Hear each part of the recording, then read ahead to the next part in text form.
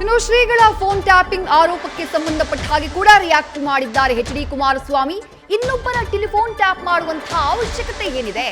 ಆ ಥರ ಟ್ಯಾಪಿಂಗ್ ಮಾಡಿದ್ರೆ ನಮ್ಮ ಸರ್ಕಾರ ಹೋಗೋಗ್ಬಿಡ್ತಾ ಇದ್ನ. ಸಚಿವ ಚಲುವರಾಯಸ್ವಾಮಿ ಮಾಡಿರುವಂತಹ ಆರೋಪಕ್ಕೆ ಈ ರೀತಿಯಾಗಿ ಎಚ್.ಡಿ.ಕೆ ತಿರುಗೇಟನ್ನ ಕೊಟ್ಟಿದ್ದಾರೆ. ಅಪಪ್ರಚಾರ ಮಾಡಿ ಯಶಸ್ಸು ಕಾಣ್ತೀವಿ ಅಂತ ತಿಳ್ಕೊಂಡಿದ್ದಾರೆ ಅಂತ ಹೇಳಿ ಚಲುವರಾಯಸ್ವಾಮಿ ವಿರುದ್ಧ ಕುಟುಕಿದ್ದಾರೆ ಎಚ್.ಡಿ. ಕುಮಾರಸ್ವಾಮಿ.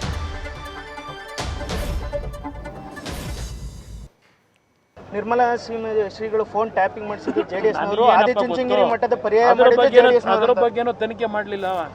ತನಿಖೆ ಎಲ್ಲಿಗೆ ಬಂದಿತ್ತು?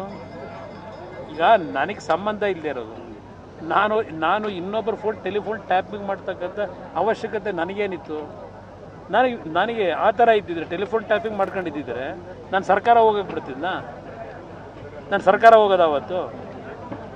ಅದರಿಂದ ಇಲ್ಲಿ ರಾಜಕಾರಣದಲ್ಲಿ ಹಲವಾರು ರೀತಿಯಲ್ಲಿ ಅಪಪ್ರಚಾರಗಳು ಮಾಡ್ತಕ್ಕಂಥದ್ದು, ಅದರ ಮುಖಾಂತರ ಯಶಸ್ಸು ಕಾಣ್ತೀವಿ ಅಂತ ಕೆಲವರು ತಿಳ್ಕೊಂಡಿದ್ದಾರೆ. ಅದರಲ್ಲಿ ಯಾವುದೂ ಯಶಸ್ಸು ದೊರಕಲ್ಲ. ನ್ಯೂಸ್ ಫಸ್ಟ್ ನಿರ್ಭೀತಿಯಿಂದ ನಿಮ್ಮ ಪರವಾಗಿ.